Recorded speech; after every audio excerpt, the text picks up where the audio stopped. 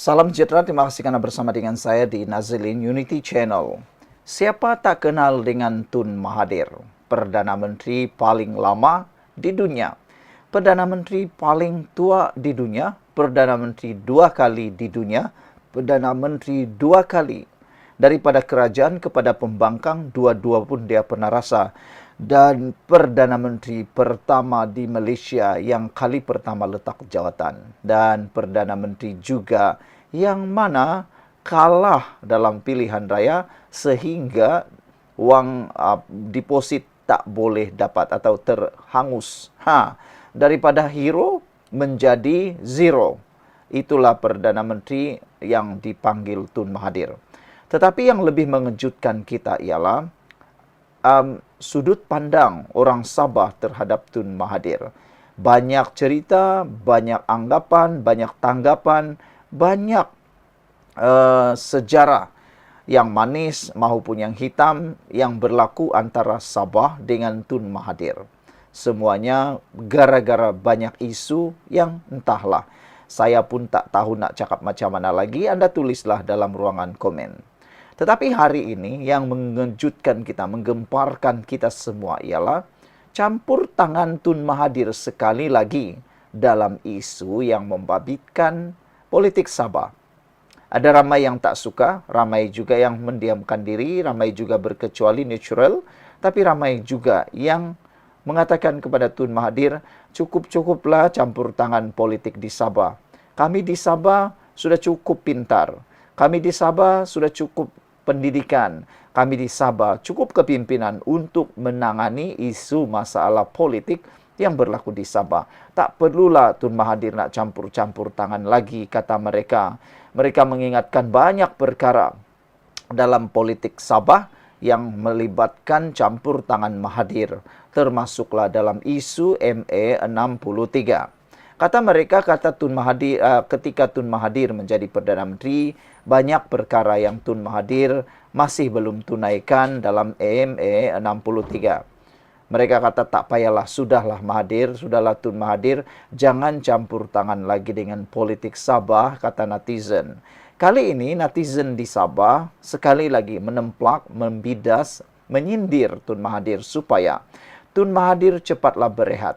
Jangan lagi sibuk-sibuk nak mengganggu politik di negeri Sabah, kata mereka. Apabila Tun Mahathir tiba-tiba bersuara pula tentang skandal rasuah Sabah. Beberapa pemimpin, terutamanya pemimpin yang datang daripada GRS, menemplak, tidak setuju dengan campur tangan Tun Mahathir dalam isu skandal rasuah Sabah ini. Kata beberapa pemimpin dan juga para pengikut atau akar umbi parti GRS, mereka kata Tun Mahathir tiada hak untuk bersuara tentang isu ini. Mereka kata, siapa Tun Mahathir untuk ambil campur tangan dalam skandal rasuah Sabah. Mereka kata, sudah cukup Tun Mahathir. Biar PDRM, biar SPRM, biar kepimpinan sekarang yang mengambil tindakan keputusan mahupun apa-apa rasional dalam apapun yang mereka lakukan. Tun Mahathir sudahlah, kata mereka, lebih baik berehat, lebih baik tumpukan pada kerja-kerja amal, lebih baik tumpukan pada keluarga. Jangan lagi campur tangan di Sabah untuk kes skandal rasuah ini, kata mereka. Yang paling marah sekali ialah para penyokong GRS yang sudah terlalu muak dengan campur tangan daripada khususnya parti politik di Semenanjung Malaysia dan juga terutamanya Tun Mahathir. Ini kata Mahathir selepas dia tiba-tiba pula bersuara campur tangan dalam skandal rasuah Sabah. Kata Mahathir, pemberi maklumat skandal rasuah Sabah perlu diberi perlindungan. Itulah. Ramai yang tak setuju dengan apa yang Tun Mahathir cakap ini. Bayangkan, kalau si pemberi maklumat ini dilindungi, apa akan jadi pada masa depan? Tun Mahathir mungkin bercakap benda ini sebab dia bukan Perdana Menteri dan eranya sudah selesai. Kita harus berpikir masa depan. Kalau pemberi maklumat ini dilindungi, maka apa akan jadi pada satu masa akan datang? Semua orang yang pernah beri rasuah, senang-senang terima rasuah, Lepas tu kalau tak dapat apa yang dia dapat, sudah bayar rasuah dan tak dapat apa yang dia dapat, dia akan lapor kepada SPRM dan dia pula akan dilindungi, tidak pula kena apa-apa undang-undang.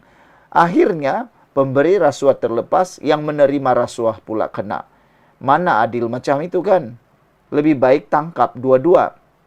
Selain daripada itu, yang lebih mengejutkan kita ialah si pemberi maklumat ini telah pun mengaku dia sudah bagi rasuah. Kenapa pula nak berikan perlindungan pula? Kalau betul dia berniat ikhlas nak mahu memberikan maklumat, si pemberi maklumat ni sepatutnya menghubungi SPRM, buat laporan polis kepada PDRM, SPRM terlebih dahulu. Bukannya melalui media.